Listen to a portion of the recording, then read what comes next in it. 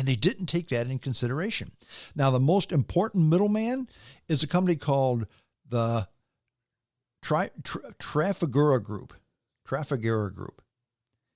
And the Trafigura Group is joining several competitors in cutting off Russian oil giant Rosneft Oil. It's a state-run company from the global oil markets. Now, in a high-stakes move that goes further than Western sanctions even went, the Swiss commodity trader Trafigura plans to stop exporting Rosneft's crude altogether. It will cut off its business with the state producer. It will cut it down to a sliver of pre-war levels. Now, Trafigura and other traders were already poised to cut a huge chunk of their Russian business on May 15th, when sanctions go into effect that essentially bar them from selling Rosneft oil to countries outside of the EU and Switzerland. But Vitrol, Trafigura's biggest competitor, also plans to retreat from the Russian market. That's according to people familiar with the decision. Glencore PLC, a mining and trading giant with a long history in Russia, also suspended its contract to export Rosneft oil in March. So they have no way to export the oil, no way to get it from point A to point B. Now, their disengagement is forcing Russia to hastily rework its commodity export business. That's the foundation of the country's wealth and the feedstock for Vladimir Putin's war machine. Rosneft accounts for about a third of Russia's total oil production and about a fifth of the government revenue. 20% of all government revenue, this one company, and they can't export oil. Now, how big and important is Trafigura? Because you've never heard of it. Why don't you never heard of these guys? Okay, have you heard of Facebook? Okay, Meta Platforms, that's the owner of Facebook. Trafigura generates almost twice as much revenue as Facebook. That's how big they are. They just fly under the radar. Now, Trafigura, armed with its giant balance sheet and with ready access to financing from Western banks, way back, once upon a time, they swooped in back in 2015 to take advantage of exporting Russian oil. Now, it agreed to buy oil in huge quantities back in 2015 and pay 25 days up front, easing the cash crunch that Rosneft had. Trafigura catapulted above Vitrol and Glencore, the other two exporters, to become the biggest Western exporter of Russian crude. This was in 2015. And there were no sanctions on trading oil in Russia, so it was business as usual. No big deal. Now, Trafigura grew to be by far the biggest exporter of Rosneft oil. Last year, it shipped 519,000 barrels a day. That's according to oil trafficking firm Petrologics. Now, the recipe became undone when Russia invaded Ukraine. Global markets for Russia's flagship Ural crude, which is Russian equivalent to Brent crude or West Texas Intermediary, they were selling at roughly $30 a barrel discount compared with Brent. It usually sells for the same as Brent. Now, Trafigura and other middlemen struggled to find companies to sell to, particularly in the West. When Mr. Weir, the head of Trafigura, was asked at a conference in late March how many buyers there were for Russian oil, he basically just said, not many. With few takers, Trafigura could have been stuck with buying oil from Russia based on his contract with Rosneft and nowhere to sell it. That's why they're getting out. Not because of the law says they can't do it, but because they don't have anybody who will buy it. They can't buy the Russian oil 25 days cash in advance and sell it anywhere, so they're not buying it. Now, Rosneft is dashing to sell oil where it can, and it's struggling. In fact, in recent days, the state producer failed to find buyers for tens of millions of barrels of crude put up for sale after traders began to leave Russia. The number one cash cow for Russia, by far, is oil. And nobody's buying it. And they can't even pump it anymore because they're running out of places to store it. That, my friends, is truly telling. So, dear listeners, I can hear you say, okay, Strong, you're making your point about a Russian collapse and how the ultimate outcome won't fare well for our Ruski friends. So, why are you suggesting that nuclear warfare may happen? Why? Well, again, it has to do with this editorial in the Wall Street Journal written by Seth Kropsky. Yeah, say that 3 times strong. And I'll quote from his essay. Russia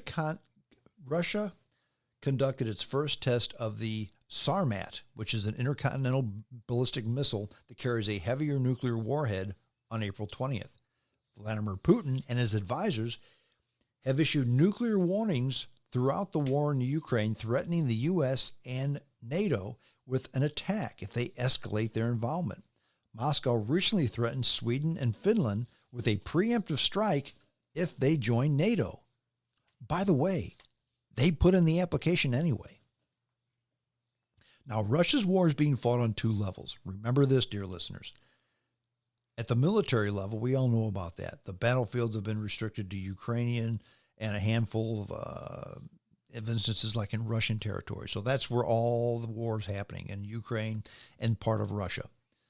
But the conflict is also a war against NATO, given Ukraine's position as an applicant, NATO's military support for the Ukraine, and, most important, NATO's willingness to embargo Russian products and then cut off Russian energy.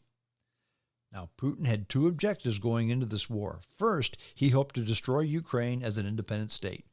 He planned to drive into Kiev within hours of invading, installing a puppet government, and months later staging referendums throughout the country that would give the Kremlin direct control of its east and its south. Belarus and perhaps the Central Asian despots then would fall into line, and Putin would therefore reconstitute an empire stretching all the way to the Polish border. Well, the Ukrainians thwarted that plan. Now, much depends on the next few weeks as Russia stages a major offensive in the east designed to destroy the Ukrainian military's immediate combat capacity, tear off the eastern provinces, and solidify a land corridor to Crimea. But there's a serious possibility that Ukraine wins this next round of fighting, especially with these new Western weapons coming in. Russia has no reserves beyond its mobilized forces. Its units have dwindling morale, and those formations withdrawn around Kiev are trained to conduct armored, mechanized, and infantry operations, and they're poorly suited for combat. In the meantime, the Ukrainians are receiving heavier weapons from the West and have begun a counteroffensive which is successful, if successful, will spoil Russia's attack. Now, if Russia's military situation appears to be dire, Mr. Putin has a dual incentive to use nuclear weapons. A nuclear attack would present Ukraine with the same choice Japan faced in 1945, surrender or be annihilated. And the Ukraine may not break, because those haunting images from Bucha and Irpin and elsewhere demonstrate Russia's true intention. A Russian victory would lead to mass killings, deportation, rape, and other atrocities. The Ukrainian choice won't be between death and survival, but rather armed resistance and unarmed extermination.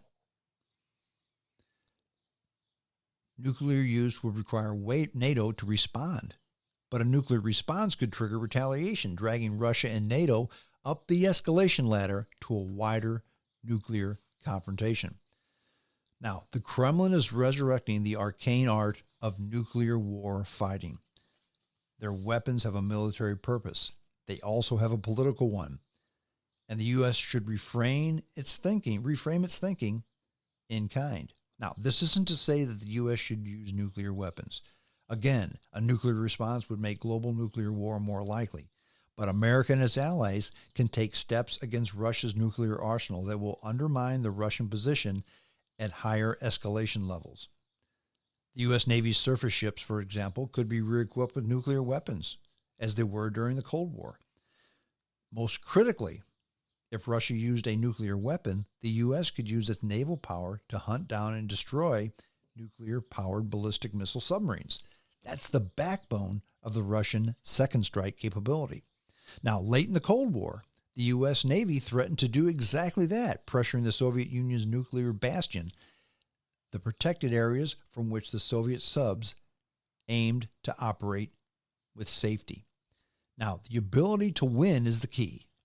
By arming surface ships with tactical nuclear weapons, as well as attacking nuclear sub bases, and thus reducing Russian second strike ability, the U.S. undermines Russia's ability to fight a nuclear war. Now, the Soviets were deeply afraid of a preemptive strike by NATO way back when. That fear has been morphed under Mr. Putin's regime into a fixation on the color revolutions. Now, the color revolutions are pro-democracy uprising in former Soviet republics. Jeopardizing Russian second strike capability would tangibly raise the military stakes. Mr. Putin could no longer unleash his nuclear arsenal with impunity. Instead, he would need to reckon with the possibility that NATO could decapitate the Kremlin. Yes, suffering casualties in the process, but still decapitating it. Well, bottom line is nuking and flattening Moscow. A nuclear war should never be fought, but the Kremlin seems willing to fight one, at least a limited one. If the U.S. demonstrates its unwillingness to do so, the chance that the Kremlin will use nuclear weapons becomes dangerously real. And that, again, is an excerpt from Seth Cropsey in the Wall Street Journal. That is a sobering account that I don't disagree with. So you think to yourself, well, am I advocating a nuclear war? No. But all signs point to Putin getting ready to press the button, perhaps several buttons, several times. Now, intelligence says that Vladimir Putin has abdicated ruling Russia directly, and he's concentrating 100% on this war, 100% on reestablishing a Russian, a Soviet empire. Now, he's 70 years old. He's got health problems. Look at the guy. You can tell he's got health problems. He's in the fourth act of his life. There's not going to be a fifth, and he understands that. And he's not a good loser. And if Russia is going broke, and they are, pushing a red button costs nothing. That check has already been written. That bill already paid for. So if Putin believes, as I do, that he can't win, he just may kick over the chessboard in the process. And God help us if he does. Well, that's it. I'm done. Hope this podcast was informative, maybe entertaining. How could nuclear war be entertaining? But I hope it was at least informative, okay, and caused you, dear listener, to think. That was the goal. JamesStrongShow@hotmail.com. That's my email address. Send me an email. I like to hear from the listeners. I like to listen to your comments, and I do respond to all emails. Where do you get the James Strong Show podcast? Any place you get podcasts, or send me an email. I'll send you a link to the podcast upon publication. You can download it and listen to it at your leisure. That's it. We're done. Until next time, this is James Strong saying adios.